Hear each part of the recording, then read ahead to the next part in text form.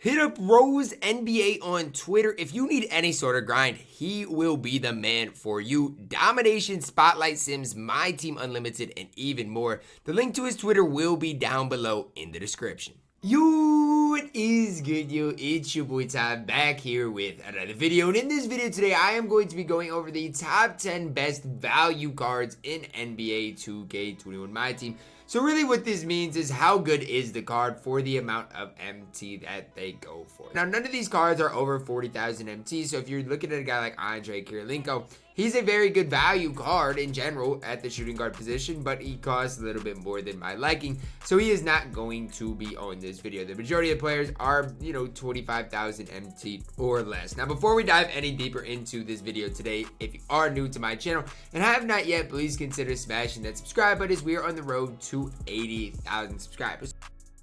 So we're going to start it off with one of the cards that did come out a while ago, one of the older cards on this entire list. Now we're going to look at the Team USA Anthony Davis. Now here's the thing, if you really look at the Team USA Anthony Davis, you're going to be able to get him for right around 9,000 MT, maybe even 8,000 MT. And he's a very good card. He's a card that made my last list. Again, I left a very good player off my last list.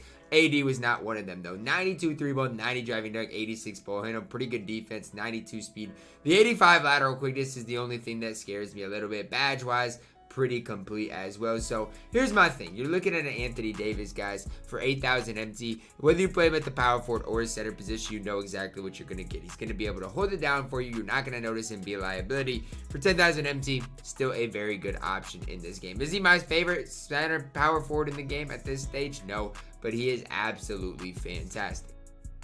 We're going to look at the Dark Matter Juwan Howard card for right around that 29,000 price point. Now, here's the thing for Juwan Howard.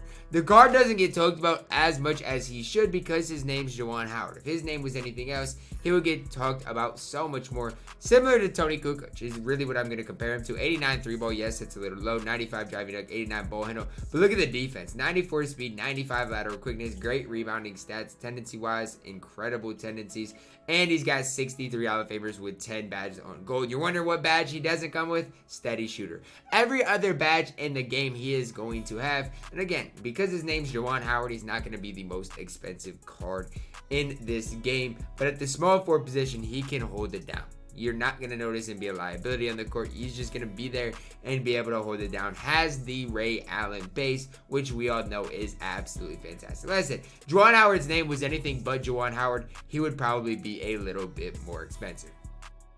Coming in at number 8 for me, one step ahead of Juwan Howard, is the Dark Matter Jonathan Kaminga. Now, he is one step higher just because he's cheaper, and I don't necessarily think he's bad for his price. Now, am I going to hype up Jonathan Kaminga to be one of the best players in the game?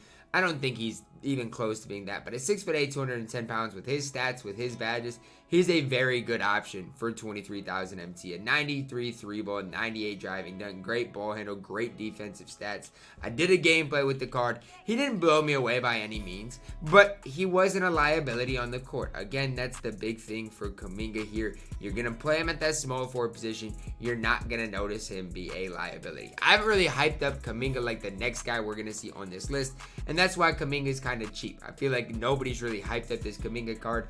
Right, wrong, or indifferent, I mean, that's just why he's 22,000 MT. 64 Hall of Fame badges, 6'8", can do it all. For 23,000 MT, 22,000 MT, a very, very solid option.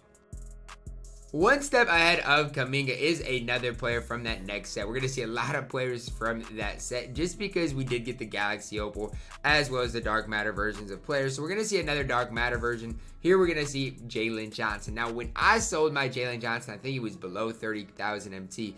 But this dude is absolutely fantastic, whether you are on current gen or next gen. 6'9", can play the 210 pounds, 94 3-ball, 95 driving dunk, 95 ball handle. Defensively is incredible. 71 total badges, 59 of them on Hall of Fame. The fact of the matter is he doesn't have a hot zone hunter, no Deadeye on Hall of Fame, but that's really the only downside. And he still has those badges on gold. Has the MJ base, I believe, with the Rudy upper. He played on my no money spent squad account until I did upgrade him for Andre Kirilenko. Now, for 30,000 MT, is he the best card you can buy in the game for that price? I don't think so. I think there's one or two guys better than that. But still, for 30,000 MT, if you're looking for a shooting guard, Jaylen Johnson is absolutely fantastic. Now we're going to go a little bit cheaper here. Coming up next, we are going to talk about the Galaxy Opal Darius Miles card here. The card that goes for 7,000 MT. Complete 180, okay? I'm not going to sit here and gas Darius Miles up to be better than Jaylen Johnson, but you compared a card for 7,000 MT compared to a guy for 30,000 MT. 92 3-ball, 97 driving dunk, good enough ball handle. Defensively, again, can hold it down. Here we look at a card, 16 on gold, 47 on Hall of Fame. What badges does he not come with? That's really the question. Comes with basically everything he needs. Handles for days only on gold, which I maybe would like that on Hall of Fame. The only downside I personally have with this Darius Miles card is I'm not that good with his release. If he had a little better release, a release that I could green just that little bit more with, he would be a top 5 card on this list. I still think he's overshadowed by some of the newer cards that we got, and deservedly so, because the new next cards have been absolutely fantastic. But if you're just looking for his point guard, shooting guard that's going to hold it down on defense, be able to attack the rim, not necessarily have the best release, that's what you're getting out of this Darius Miles card. Starting the top 5 here with Corey Kispert. Now, whether you want to plug in the Dark Matter Corey Kispert or the Galaxy Opal, either way, they're solid for their value. Now, the Galaxy Opal Corey Kispert is way better for his specific value than the Dark Matter Kispert. Obviously, the Dark Matter Kispert's a better card. I'm not trying to sit here and say that the Galaxy Opal is really even comparable to that. But with the Galaxy Opal, you're getting a card for 6,000 MT, okay? And here's the thing. 6,000 MT, and he has 69 base badges. So the thing is, you're getting a Galaxy Opal card that much MT, and you don't really have to upgrade much. Yes, I get it, only gold, quick first step, showtime, defensively might not be as good. But here's the thing that you guys got to realize with Corey Kispert. The one thing that's not going to change are his animations and his release. You want to look at his stats? Yes, the Galaxy Opal with Corey Kispert leaves a little bit to be desired stat-wise. Still has a 97 3-ball. Still has a 92 ball handle. Defensively, still going to be able to hold it down. 87 speed, 90 lateral quickness. I get it. Those stats don't look that great. But here's my thing. They're good enough. You give him D'Antoni, the speed's at least a low 90. Badge-wise, stat-wise, he's going to be fine.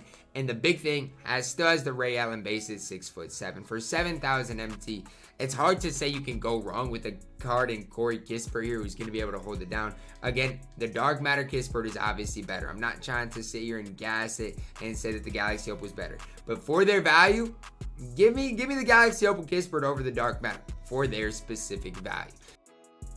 Now, coming in one step higher, definitely the most expensive card we are going to talk about today is the Dark Matter Sim Bhullar card. 37,000 for Sim Bhullar.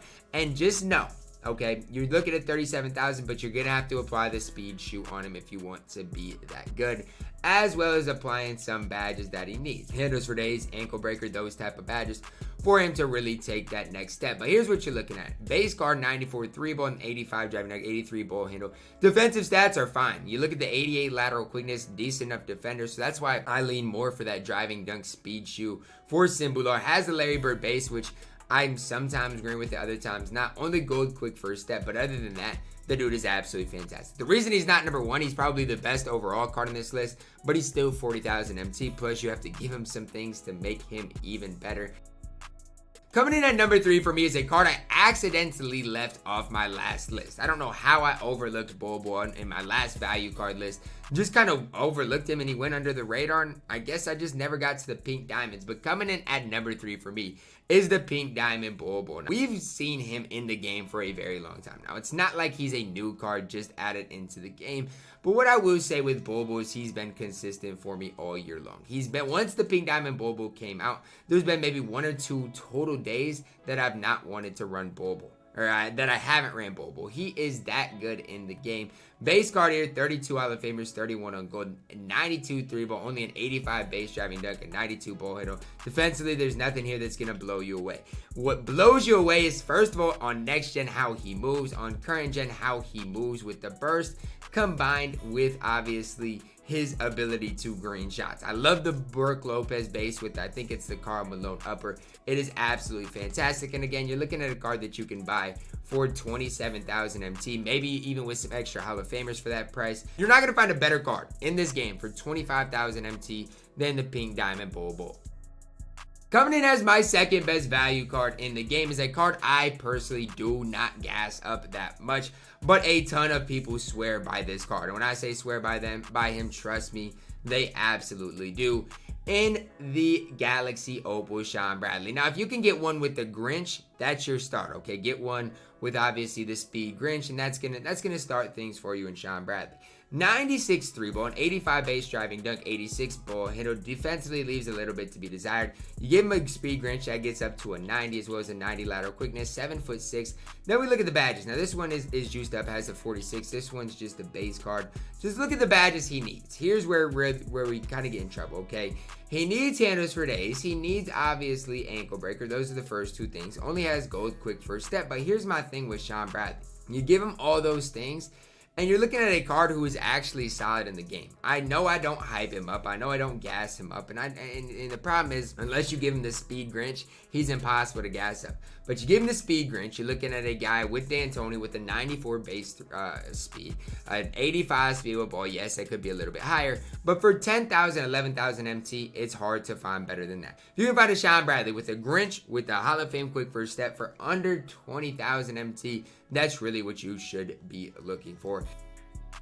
And coming in as my best value card in the game right now, and it's not even particularly close, is the new Galaxy Opal Cade Cunningham card for 7,000 MT. Yes, you heard that right. 7,000 MT for Cade Cunningham. If you really want to get specific, he's less than 7K. Absolutely wild. The dude's got 72 base badges. 72 of them things. You can't make this thing up. He doesn't have deep hooks or a steady shooter, but every other badge in the game he's going to have. 93 3 ball, 80 driving dunk, 94 ball handle, decent enough defender, 93 speed ball acceleration, as well as a 92 lateral quickness. Again, I don't need to harp on it, but badge-wise, he's fine. Yes, the gold badges, he has a lot of them. But we're at the stage at 2K, guys, where as long as it's about the total badges, right? Especially for a guy for 7,000 MT. You don't want to buy him for 7,000 MT and then have to badge him up like a Sean Bradley, Sim Bhullar, and end up spending 10, 12 more thousand on the card. Cade Cunningham, you can buy him, plug him right into your lineup, and you don't have to worry about a thing. The dude's absolutely fantastic. Yes, he lacks a shooting sleeve, leg tights, and that's definitely annoying. But even with that, I'm a massive fan of the Galaxy Opal Cade Cunningham. Is he as good as the Dark Matter Cade? No, absolutely not. It's not particularly close. But you're looking at a card for 8,000 MT, 7,000 MT, honestly, that is just absolutely fantastic. And honestly, with his base 98, is my best value card in NBA 2K21 MyTEAM. But that is going to wrap it up for my top 10 value players in NBA 2K21 right now. Let me know who I left off the list, because I'm sure I missed out on somebody similar to Bobo in the last video. These are kind of hard to come up with, so if I forget somebody, I do want to apologize. Drop a like on the video, subscribe if you are new, and as always, man, I love you guys, and have a blessed day.